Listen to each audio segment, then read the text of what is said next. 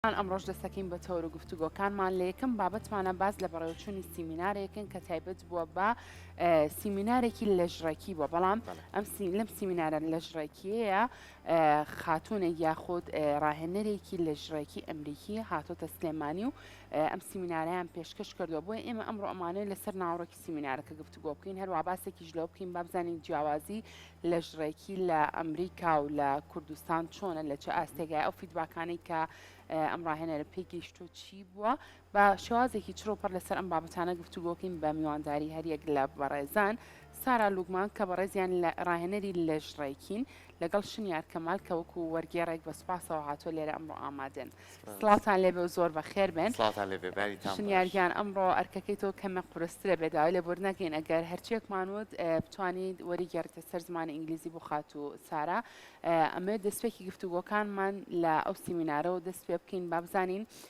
گرنگی ئەم سیمینارە خۆی لە چیا بینێتەوە ئەو بابەتانی کە باس کراوە چی بووە ئەگەر سارا خان بۆمان باسکە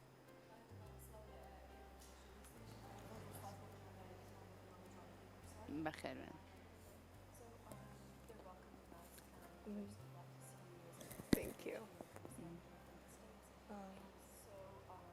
بەڵێ زۆر باشە ئەمانەوێت بە وردی باسی ئەوەمان بۆ بکە بۆ نمونە جیاوازی لەژڕێکی لە هەرێمی کوردستان چۆن بووە لە چه ئاستێکایە هەروە لەگەڵ ئەوەشا چەندە گرنگە ئەو پێشکەوتانی کە هەیە لە بواری لەژڕێکیا لە ئەمریکا بۆ نمە بێنرێت هەرێمی کوردستانەوە ئێمەش ئاشنابین بۆ بابەتانە تا چەند ئەم دەرکی بۆ شتانە کردو ئەو پێشکەوتانە کردو کە لە کوردستانی شابەدی کرد بێت و بینی بێتی زۆر کاتلانە باسی هۆشەکەین کە بۆ نمونە ئێستا وەرزش لە پێشکەوتنایە ینی هۆشیارێکە بە شێوەیەکی گشتی لە نێوان خانمان و پیاوانیشا زیاتر پەرەیساندووە ئەوەی جێگەی دڵخۆشیە ئێستا خانمان بە شێوەیەکی گشتی هاتوونەتە پێشەوە وەرزش ئەنجامەیەن دوورکەوتونەتەوە لەوەی کە پەنابەرم بۆ کۆمەڵێک لایەنی نەشتەرگەری یاخولایانی دەرمان کیمیایی بەکارهێنان ئەمە ژوای کردووە کە وەرزش هاندەرێک بێ بۆی کە تۆ هەم جستەیەکی ڕێکتە بێت هەم تەندروستێکی باشتە بێت هەم بتوانانی بە شێوەیە لە شێوەکان ئاگاش لەوە بێت کە ڕۆژانە ژەمە خواردنەکانت چییە و چۆن لەگەڵ ڕۆژانە و کار و ئیشەکەی خۆتان مامەڵاک زۆر ڕاستە کەواتە شنیارگیان ئێستا با پێمان بڵێ بزانین گرنگی سیمینارەکە چی بۆ ئەو بابەتانی کە باستان لێ کردو لە سیمینارەکە چی بۆ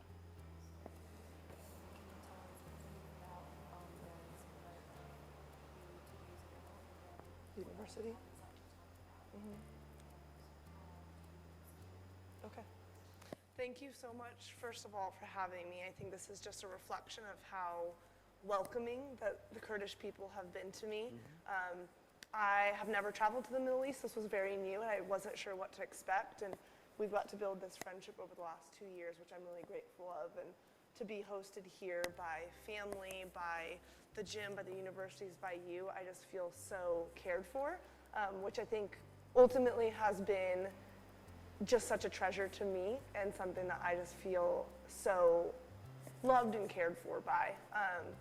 We've had the opportunity since being here to speak at the university, to the University of Slimani, to speak at Fitness Gym, and have a variety of opportunities to work with some fitness coaches. And زۆر باشە اینجا شنیارگیان بە ئەم ئاوا تۆزە بۆ سێ بۆی کە تۆ وەریگەڕی باشە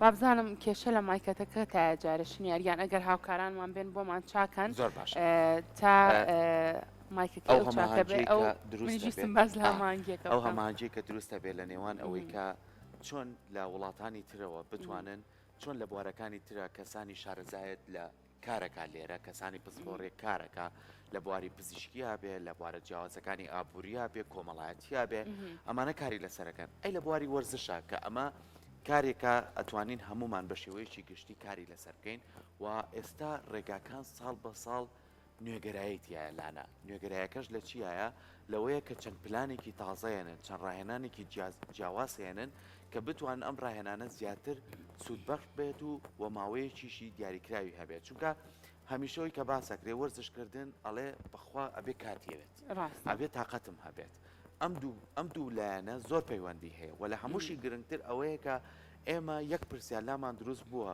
کەسێک گێتە هۆڵەکانی لە جوانیەوە یان هۆڵەکانی لە شڕێکیەوە لانە هەمیشاڵێ وەڵامی کێشێکی قورسم هەیە سەعاتێکیش لەسەر جیازەکە ڕۆژ نەکەم بەڵام شەو سەعات پێنجیش بەیانی ئەخەوێ هیچ سوودی لێ نابینی زۆر کاتێ خواردن و خەویشیان ڕێک نیە بەڵام هەر گرنگی بە وەرزشەکەیان ڕەنگە دوجاریش گلەیی بکەن بڵێن سوودمان لە وەرزشەکە وەرنەگرتووە ئەمە وای لێکە کە کاریکەری خراپتریش لەسەری بەجێبێڵە چونکە بەپێی ئەوەی ڕاهێنەرەکان ئەڵێن کە تۆ ڕۆژانە ڕاهێنانەکەی ئەگەر خەوێکی باشت نەبێ خواردنەکانت تەندروست نەبێ چونکەکانی ئازاری پێگا و ئەو کێشە قورسەی کە تۆ بەکارێنی یاخۆ ڕۆشنە زۆرەی تۆ بەکارێنی یاخۆ ئاراکردنەوەی زۆر ئەیکەیتەوە ئەگەر تۆ ئاو نەکەیتەوە شوێنی بێگومان جەستە زیانی پێگەێنی و پێستیش ڕاستە هەر هەمیشە بە بەردەوامیش ئەو کەسانی کە زۆر شارەزان لەم نێوەندەیە باسیێوایان کردووە لە سایە 70 بۆ 75 ئەوەی کە تۆ خاوەنی لەش و لارێکی ڕێکوپێک بی پەیوەندی بە سیستمی خواردنتەوە هەیە ئەوەی تری کامێنێتەوە پەیوەندی بە وەرزشکردن و ئەو بابەتانی ترەوە هەیە بۆیە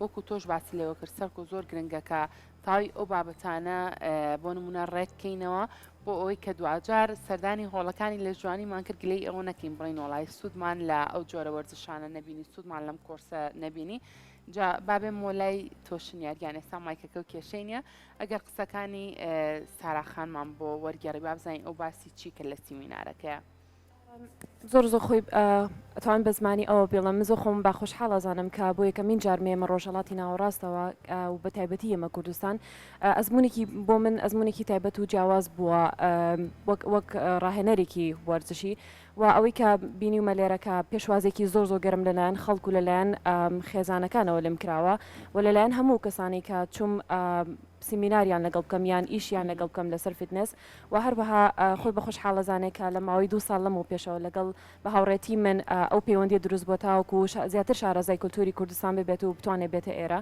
و زۆر خۆشحاڵە بۆی کە دوێن 2 ڕۆژ لەمە پێش پێشەوازێکی زۆر گەرمی لێکرا لە زانکۆی سلێمانی کە توانین سیمیناری خۆی پێشکەش بکە باشە من حەزەکەم پرسیاری ئەوەی لێ بکەم یعنی بۆ نمونە ساڵ بە ساڵ نوێبوونەوە هەیە لە وەرزشکردنە و ڕێگای نوێ هەیە بۆی کە تۆ بتوانی جستەیەکی ڕێکت هەبێت لەشێکی ڕێکت هەبێت ئەوەی کە ئەم هێناوێتی لەم سیمینارەیە باسیەکات چی جیاوازیەکیە چ شتێکی تازەیتیە چۆن ئێمە بتوانین سوودی لێ ببینین بە تایبەتی بۆ خانمان یعنی زۆر کەسەیە قەلەقە لەوەی کاڵێ کێشێکی زۆرم هەیە بەڵامیت من داناوەزم یان جست نامەوە بە خاوەنی جستەیەکی ڕێک ئەم چۆن ورەیەکی تازە خاتە بەردەمیان کە بۆی بتوانن بچینەوە ناو هۆڵەکان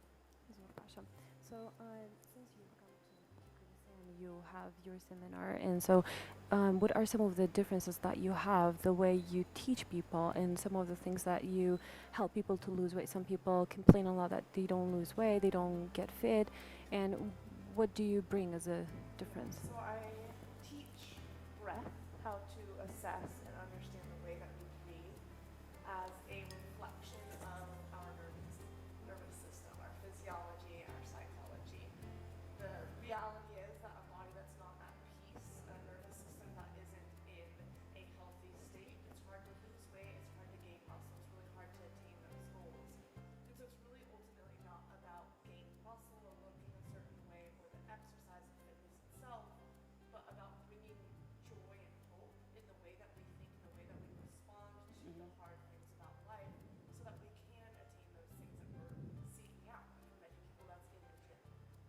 ئەوەی کە من زۆر گرنگی پێم لە سیمینارەکان و لەو بابەتانی کە باسییان ئەەکەم زیاتر بەندە بە هەناسەدان و ئەندامی دەمارەوە کە چەندێک پەیوەندی لە نێوان هەردووکیانە هەیە چکە زۆرینەی کاتەکان ئێمە ئەمانەوە کێشی لەشماندا بەزێنین ئامان زۆر دانین ئەمانەوە فلانشت بکەین بەڵام پێی ناگەین لە برەوەی جستەی ئێمە لە ئامادە باشیانە لە برەوەی ئێمە دەروونمان زۆر شڵەژاوە لە برەوەی سترێسێکی زۆرمان هەیە کە چێژ لە پرۆسەکە ناتوانین ببینین ئەوەی کە من باسی ئەەکەم هەناسەدانە تاوەکو چۆن لە ڕێگەیەوە هەم مێشکمان هەم جستی خۆمان ئارام بکەینەوە توانای ئەوەی هەبێکە ئیش لەسەر ئاماجەکانی خۆی بکە چکە ئەگەر ئێمە جستەیەکی شڵەژاومانە بێ ئەگەر مێشکێکی نامورتاح و پڕ لە سترێسمانە بێ ئێمە ناتوانین چێژ ببین کاتێک کە چێژ و هیواد نەبوو لە هەر شتێکە زۆر قورسە ئاماجەکانە بەدەست بێنی بەڵام کاتێک کە هەر شتێک ئەەکەی لە ژیانتا و جستت ئامادێ و لە ڕووی دەرونیەوە لە ڕووی مێشکەوە ئامادی ئەوە زۆر بە ئاسانترە توانی بە ئاماجەکانی خۆ بکەیت جا هەر ئاماجەکە دەیبنی جا با کەمێک قسە لەسەر ئەزمموی خۆشی بکەین ڕۆژانە بۆ ماوەی چەند کاتژمێر لە نێو هۆڵەکانی لە جوانیا بێت چ تەمرینێک زۆرەکە چەند ساڵە سەرقاڵی ئەم کارەیە.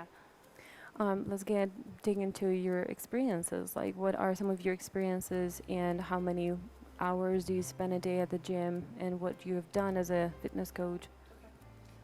So I've been in the fitness field for about 10 years.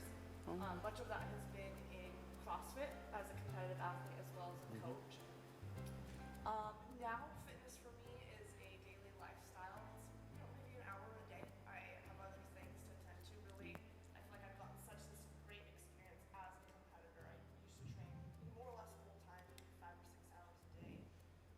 But it did come from lack of balance. And so now I really have been able to find this place where I get to use that experience to hopefully serve other people, to be able to help them find ways to manage stress, to be able to decrease pain. Because you think about whether you're in bad traffic, you're getting on a show, you are dealing with the wrestlings of relationships or family, or you're having a hard workout. Your heart rate elevates, you're not able to think as clearly, you start to breathe faster, your temperature rises, right? And so learning how to calm yourself down to be able to handle those hard things about life. Of course, we practice it in exercise, and I've had the opportunity to practice that in competitive sport, but really it's about being able to handle the challenging things about life.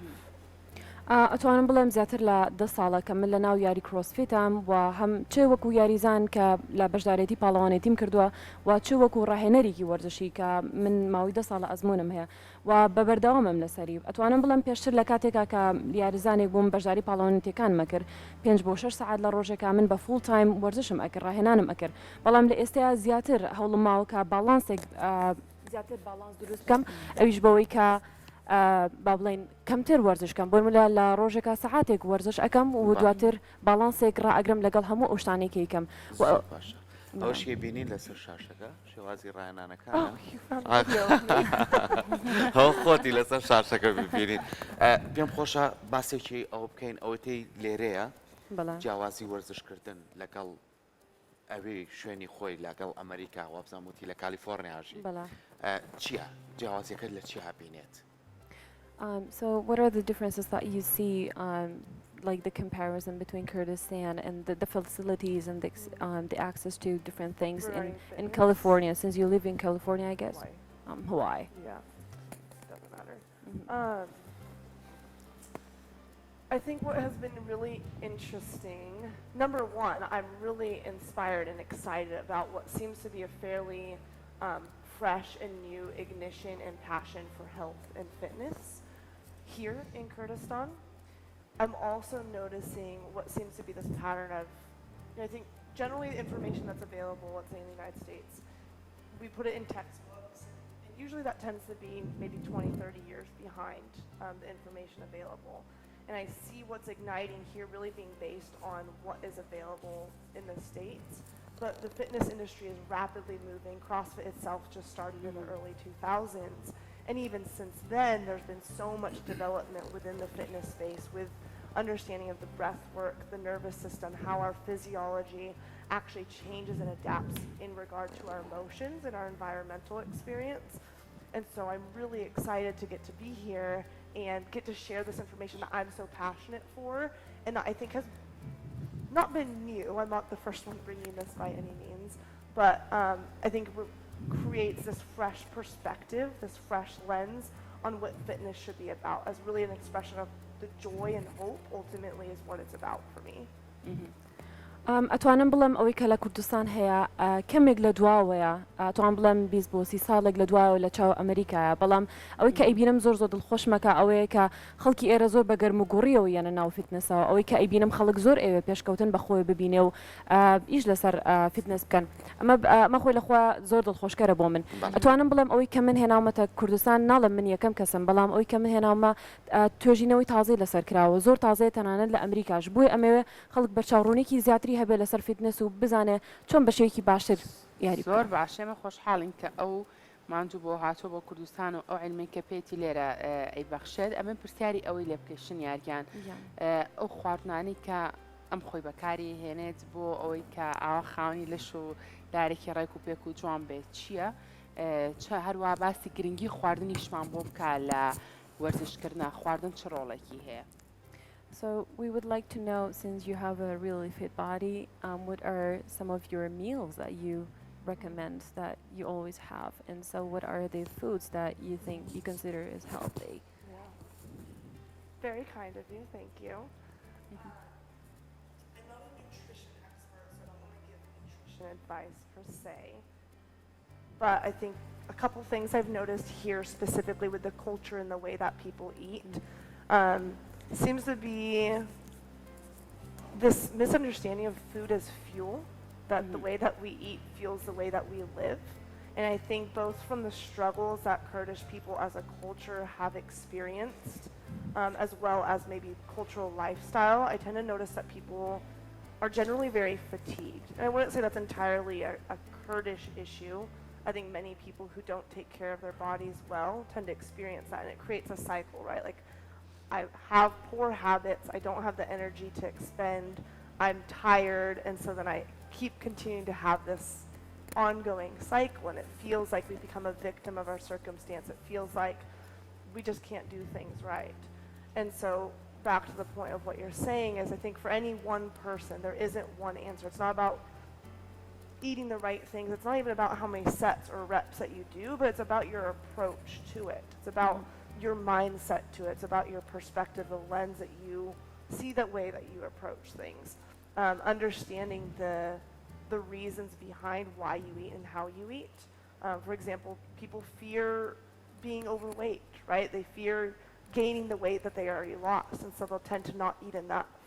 Especially among women, this tends to be a problem. So making sure to eat enough to fuel yourself, to have the energy to work out, to do the thing that's healthy for you, so you can have more energy to serve other people, to engage with other people, to have relationships, and to continue that healthy cycle. ئەتوانم بڵم تا ڕادێکی زۆر هەڵەتێگەیشتێکی زۆر هەیە کاتێک کە ئینە سەرباسی خواردن، چکە زۆرێک لە خەڵکی ئێرە بەتایبەتی و ئاگاداری ئەوم کە میلەتی کورد نەهامەتێکی زۆری چەشتووە، لەبەر ئەوە ئەزانم کە کۆمەڵە گۆڕانکاری هەیە لێرە زۆر بە ئاسانی دروست نەبووە و نەک هەر لە کوردستان بەڵکو بە شێوەیەکی گشتی لە جیهانە خەڵک بەپێی پێویستی خۆی خواردن ناخوا. بەتایبەتیش ئەمە کێشەیەکە لە ناو خانمانە زۆرینەی کات لە ترسی ئەوەی کە کێشیان زیانەکە بەبڕی پێویست ناخۆن، لەبەر ئەمەش بەردەوام هەستەکەی هیلاکن، بەردەوام هەستەکەی خەڵک وزەیتیانە ماوە، لەبەرەوەی خواردن و کوشتێکی مەترسیدارە بینێ وەکو ئەوە نایبینێ کە بۆ منە پێویستی بە وزەیە، پێویستی کاتێکە بێ وزەیەک وەرگێ پێویستی بەوەی خواردنێک بخوا تاوەکو بتوانانی شتەکان بکە. جا پەیوەندی بەوە نییە من ناتوانم لەبەرەوەی کە من خۆراک نازنیم بەڵام ڕێک ئەبێت کە چی بخوات و چی نەخوا. خواردن بە شێوەیەکی گشتی ئەتوانرێت بخورێت خواردنی بەپێی تاقی کردوێتەوە. So I know that all sounds very vague, and this idea of joy and hope and happiness and the way that you think about things. I know people always want answers. As a coach, the most common question I get is what should I eat? How much should I eat? How many reps? How many sets? What weight? Right? And my answer is always, it depends. And so to give a little bit more clarity and answer, give people a little bit more direction, what I'd love to do actually is to invite people that are watching this show, to invite you guys, to invite the people in this room, to just start practice breathing in and out through the nose, and to fully extend the exhale longer than the inhale. So what this starts to do is starts to physiologically bring our nervous system down to a more calm state, that we're able to digest food better, that we're able to regulate our heart rate, that we're able to decrease the sensation of stress or fear or anxiety. We can work out then harder, we can work out longer, we can lift more weight, we have more capacity to do things. And it really comes down to something as simple as being able to regulate your breath, find peace in your circumstance more often. یەکشتی تر ویستم کە باسی بکەم ئەوەیە کە زۆرینەی کات وەکو ڕاهێنەرێکی وەرزشی من زۆر پرسیاری ئەوم لێکرێت، زۆرینەی ڕاهێنەرەکان هەمان پرسیارمان زۆر لێکرێتەوە چەندێک ئەو تەمرینە بکەم، چەندێک کاتی بەمێ، چەند جار دووباری بکەمەوە یان چەندێک خواردن بخۆم یان چ شتێک بخۆم. بەڵام ڕاستیە ئەوە من ناتوان وەڵامێکی دقیق و دیاریکراو بەمەوە بە کەسەکان، چکە بەپی کەسەکان ئەگۆڕێ. بەڵام ئەوەی کە ئەتوانم بە هەموو کەس بڵێم و هەموو ماتیا یەکسانین ئەوەیە کە احتیمامێکی زۆر بە هەناسەدان بین لە ڕێگەی لوتەوە هەناسە وەرگرین و لە ڕێگەی لوتەوە هەناسە بینەوە.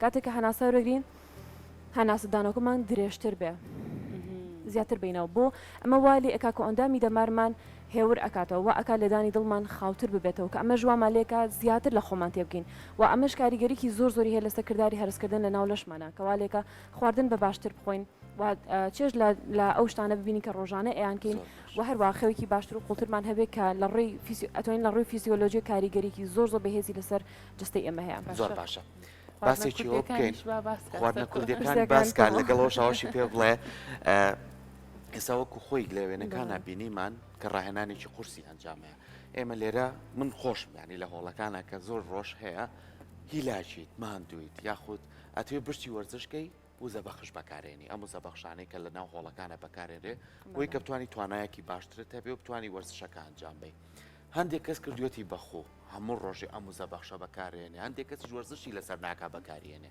ئەمە کو ڕاهێنەرێک تا چەند باز لەسەر و زەبەخشەکانەکە و پێویستە بەکاربێت یاخود پێویست نییە ئایا تەندروستە بۆ جەستەی ئەمە یاخود تەندروست نیە ئەو باز لەوەکە هەناسە بیت بۆی ریلاکس بێت یعنی تەندروستێکی باشت دەبێت ئەی ئەو زەبەخشانە چەندین مادەی تایە سوود بە جەستەی ماگەێنێ یاخونا زۆر باشە. So they've got two questions for you. The first one, have you tried any Kurdish food? And the second one is he is asking, people usually go to the gym and I'm one of them. So most of the time I feel like I don't have enough energy to do any workout. So I mostly focus on pre-workouts and energy drinks. And some people even don't go to the gym, but they still have energy drinks. And they have chemicals, they have different stuff in it. So do you think it's good, and how do you see that? Is it affecting us immensely? Yes. So as far as Kurdish food, I have got to try dolma. Yes. Is that right? And what's the meat? Shifta. Shifta. I love it. It's great. I love it. Bella, زور خوشا. Lovely. What about the bowl? The bowl? Kuba. Kuba, which one? The rice that had meat. Oh, yeah, so good. Biryani? Biryani. I've loved the food here. I love trying out things. بەخوازم لێرە قەڵەوە بێ بریا فێری بریانی بووە زۆر حەزی لە کوبە و شفتەیە و هەڵێ بێنە تۆپێکی ترم بەرە بابی خۆم. ئەی باشە بڵێ خواردنی کوردەوارەکانی ئێمە پڕە لە کالۆری بۆیە هەمووی قەڵەوە. So she's complaining about the Kurdish food that has lots of carbs and fat at the same time. That's why I've enjoyed it in small amounts, for sure. أو كم لي خواردو بالتأكيد لترسي أوا. كاتي رنمي أو تشيبو إما أو خواردنا پر کالۆری و چەور و ئیتر ڕەنگە زۆر کاتەندروستیش نەبێ خۆی سێژەمیش لای ئێمە ناخواردنێ سێ جارەی خۆین. So what is your advice for us? Because we have 3 main meals in the day and also we have full calorie meals. And what is your advice? Okay, I'll address that one first since it's on the idea of nutrition. Okay. I do notice that and this actually answers a little bit of your question as well. Okay. I do notice that there's a high caffeine consumption here. There's tea all day. It seems to be part of the tradition and culture, which I love. I love the fact that people are gathering together. That itself, the relational aspect, is so important for health. At the same time, caffeine is a stimulant and it creates this more nervousness, right? It elevates our heart rate. It gets our nervous system to be more ramped up. And essentially, it's the presence of stress in our body. So it can be harder to, say, lose weight. It can be harder to stay calm in the gym and be able to do more when our nervous system is such a high level. I'll start there.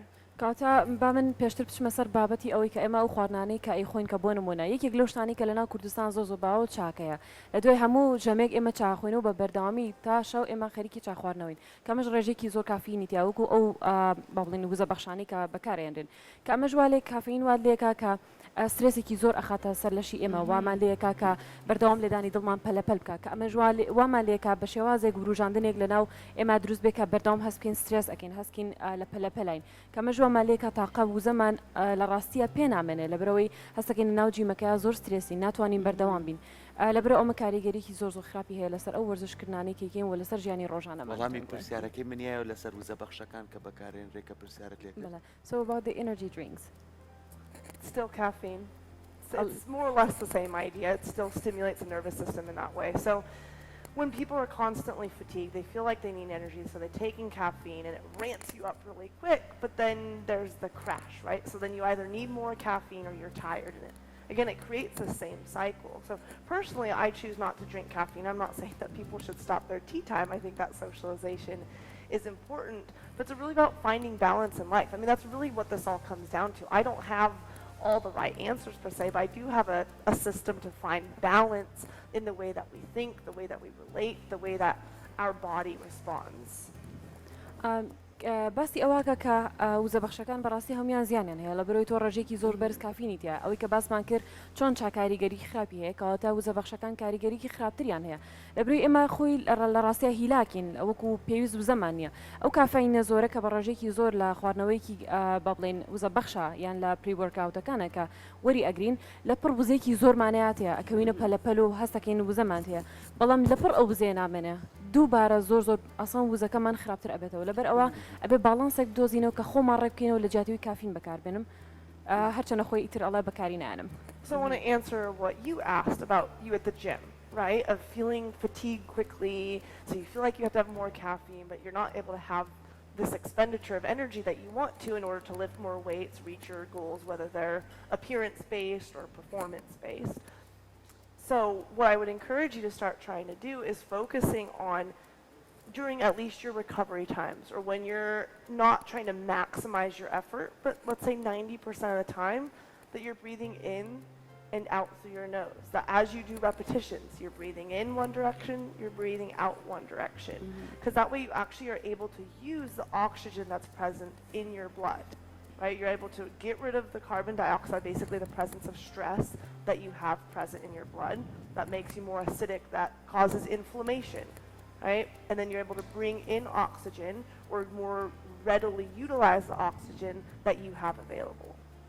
کاتۆ بن ئەتوانم بە شێوازێک وەڵامی تۆ بمەوە کە ئەتوان بڵێم ڕێنمایەکیشم بۆ تۆ ئەگەر هەبێ ئەوەیە کە کافین کەمێگلی دوورکەویتەوە و لە جیاتی ئەوە باڵانسێک دۆزیتەوە لە بینی ژیانی خۆتا کە ڕۆژانە بۆ نمونە ڕێز وەرگری و لەسانەوەی کاتەکان تۆ پێویستە بە وزەیەکی زۆر نییە پێویستە بە ئەوە نیە کە بۆ نمونە ڕاضێکی زۆر ناکەی شتی زۆر قورسایی هەڵناگری کاتە تۆ پێویستە لە ماوەی ڕۆژەکەی بە تەواوی ڕۆژەکەی تۆ هەناسەیەکی زۆر بی تەمرینی لەسەر پیکە بەلوت هەناسە وەرگری بەلوت هەناسە بیتەوە و هەوڵ بێ هەناسەدانەوەکەت زۆرتر بێت لە بەرەوەی دوانۆکسیدی کاربۆن لە کاتی هەناسەدانەوە ئەکرێتە دەرەوە لە لەش کە ئەمەش دوانۆکسیدی کاربۆن هەبوونی لە ناو لەشە سترێسی لەش زیاد ئەکا لە بەرەوەی کاتێک کە تۆ پێویستە بەوەی وزەیەکی باشترە هەبێ ڕۆژی ئۆکسسیژین تۆ ڕۆژانە بەردەوام هەڵ ئەمژیت و تەمرین لەسەر کردووە لەشت توانای هەڵمژینی ئۆکسسیژین و وەرگرتنی زیاتر بێ و دوانۆکسیدە کاربۆنەکە زیاتر ئەکیتە دەرەوە کە لەشە هێمن ئەبێ و باشتر ئەتوانی ڕێز وەرگری کە تەمرین بکەیت زۆر جەخت لەسەر هەناسەدان و ئەو ڕیلاکسێکەی کە ینی بۆ تایبەتی ڕۆژانە هەم تاجێک بیکە ڕاشتێکیشە زۆر ڕاستەر یەکەمان لای خۆمان و توانینەوە بکەین بۆ ئەوەی کە تاقە وزەیەکی باشمان پێبێشن یاریان ئەمە پرسیاری ئەوە لە خات و سارا بکەی بابزانین ئەو جیاوازیانی کە لە نێو هۆڵەکانی لە ژڕێکی و لە جوانی لە سلێمانی بینیوێتی لەگەڵ ئەمریکا چ جیاوازیکیان هەیە جیاوازی وەرزشکردن لێرە و لە ئەمریکا چۆنە لە ڕووی هۆڵەکەەوە یان لە ڕووی وەرزشکردن لە ڕووی هۆڵەکان و لە ڕووی وەرزشەکانی شۆ لە هەردوو لایەنەکەەوە باشە. So since you've come to Kurdistan, you've been into to the gym and different gyms, let's say. So what are the differences that you see between here and the United States and the way people do workout in the States? That's a great question. I think what I notice of the patterns here in the way that people tend to do their exercise and even their nutrition is reflective of, I think, what were the patterns in the States in about the 80s, which I think I kind of mentioned here, but very bodybuilding style, which is great, but tends to isolate the body rather than thinking about it in terms of function, where I think CrossFit, and it's not that CrossFit's the perfect methodology by any means, I've kind of moved away from that myself, but I think where CrossFit really helped to shift things in the United States and now really moving into Europe especially, is this idea of function, that our fitness isn't just to look good and have certain size and have nice abs and nice legs, although of course we all kind of want that, but about really being a more functional human. What is the point of big muscles if you can't help someone out with something, if you can't actually do something with your fitness? You can't serve people as well. You can't be as useful of a contributor to your family, to the people around you. You're not going to be able to work as hard. And that's why I think CrossFit has really made this strong shift of the culture of fitness in the world in America. And then I think, again, since then, in about the last 10 years, there's been kind of this newer shift or revolution in talking about the breath, about regulation, about the nervous system, about how to rewrite our physiology, the things that we don't normally think that we have control of, our heart rate, our body temperature, the ways that our eyes respond to circumstance, our blood flow. Okay, that I was know too it's long. long. She's very good at what she does. ئەتوانم بڵم ئەوەی کە لە کوردستان هەیە بە بەرچاو ئەوەی کە لە ئەمریکا ئەتوانم بڵم ئەوەی کە لە کوردستان زیاتر ئەگوزارە لە ئێستا زیاتر ئەو مۆدیلەیەکە لە هەشتاکان لە ئەمریکا با بڵین پەیڕۆ ئەکرا زیاتر لێرە خەڵک ئەتیمان بە لەش جوانی ئەوەکو با دیڤڵدین کە ئەمەش خراب نییە بۆن من تۆ ماسوولکی جوانە هەبێ بە شێوازێکی جوانتر ڕەشێقتر دەرکەوی بەڵام لە ڕاستیە پێویست ناکە بۆن منە تۆ باسکس پاکت هەبێ با ماسوولکی زۆر گەورەت هەبێ بەڵام ئەگەر نەتوانی بەکاری بێنی لە هەڵگرتنی قورسایی بۆ یارمەتیدانی کەسێک حەز ناکەم سوودێکی وای هەبێ ئەوەی کە لە ئەمریکا زۆر باو دەستی بەسەر فیتنەسا گرتۆ زیاتر کرۆسفیتە هەرچەنە من ناڵم کرۆسفیت بێکەم و کوڕێ و زۆر باشە چونکە خۆشم وازم لێ هێناوە لە ئێستەیە بەڵام ئەتوانم بڵم زۆر فانکشنڵترە واتە زۆر عملیترە کە ئەتوانی کاری پێ بکەی ئەتوانی قوت بی ئەتوانی زیاتر لەشی خۆت بناسی زیاتر ئەو بۆ منە بەشانەی خۆت لەشە بناسی کە بۆ منە وامەزانیوە کە کۆنتترۆل ناتوانین بکەین بۆ منە وەکو لەدانی دڵوەکو هەناسەدان وەکو پلەیگەرمی لەش ئێمە پێشتر پێمان وە بۆ کە هیچ کۆنتترۆلێکمان بەسەرانی ئەسڵ کۆندامی دەمار خۆی هەر ئەمانە بەڕێوا بە و ئەمە هیچ شتێک ناتوانین بکەین بەڵام لە ئەمریکا ئێستا ئیش لەسەر ئەواکرێشانە ئەمە وەکو شەپۆلێک بەرە و ئەوروپاش ئەمە ئەڕات و زیاتر دەست بەسەر ئەوروپاش ئاگرێ وەکو لە ناحی فیتنەسەوە سیر بکەین کرۆسفیت ئێستا بەرەو پێشترە چکە زۆر ئیحتیمام بە هەناسەدانەیە بۆی کە چۆن باڵانسی لەشە دروست بکەی بۆی ئەوەی کە لێرە هەیە زیاتر توان بڵێن بە دیبیڵدینگە خەڵک زیاتر گرنگی بە دەرکەوتنەکە ئەیا وەک لەوەی کە لە ژیانی ڕۆژانی خۆی بە عملی بەکاری بێنێ جاکە لە شێتی من پێم خۆش بۆ پرسیاری چۆ بکەین لەگەڵ ژینگەی وەرزشکردن لە ناو هۆڵەکانە بۆ لە کەشێکی کراوەیە لەوانەیە ژینگەی ئێمە تۆزێ جیاوازی هەبێ لەگەڵ ئەمریکایە لای ئێمە خۆڵبارین هەیە حەزەکەم باسی ئەوە بکەین ئایا ئێمە لە ژینگەیەکی کراوەیە زیاتر سوودەبێنین لە وەرزشکردن یاخو لە هۆڵەکانە کە ئەوەنە باسی هەناساکە سەوزایی ئۆکسجینێکی باش دەیاتێ وەک لەوەی تۆ لە ناو قەحەیەکابی 50 نفری تیابێت وانە حەزەکەم پرسیارەوە. So he has one great question for you. Okay. So he's asking like what you see here in Kurdistan, we have a different environment than yours, and so we have dusting here, for example. Have what? Dust in the air Dust, instead of okay. smoke. And so people working out in the gym or outdoors, which one do you recommend? Which one do you think is going to be more helpful for people and to reach their goals? And since we know we need oxygen all the time, and you're at the gym, you have 50 people around you, and but going outside you have trees and oxygen. What is the difference? Do you have dusting in the States or other things? I live in Hawaii, so no. I don't have زۆر تاکیدە. Sorry, can you repeat just the brief of that So question the difference between working out the juice. So again, the question is not specific, but it depends. In that I think ultimately the best thing is whatever gets someone to work out, to be active. If someone doesn't like the gym for whatever reason, but they'll work out outside, great, work out outside. If someone is opposite, great, do that thing. Just getting active, that's the first thing. Like our bodies are meant to move, but our modern culture, and the more that we modernize, we tend to be really still. We tend to be really stagnant. We have the comforts of our home. We have air conditioning and heaters. We have food that's ready for us. And not everyone has these privileges, of course, but the more comfort that you have, in fact, your body operates less the way that it's supposed to. And so really, if I can just inspire people to move more often, whatever way that they find to be most joyful, the way that they find to be most fun, the way that they can commit to most often, and that they can breathe in and out through their nose most often, that would be the response. If the dust is bad here and it's too hot, and someone doesn't want to be in that, great, then go in the gym. If they don't like the socialization of the gym and they feel intimidated by the people that are there, or it's too much and they're an introvert, then great, go outside.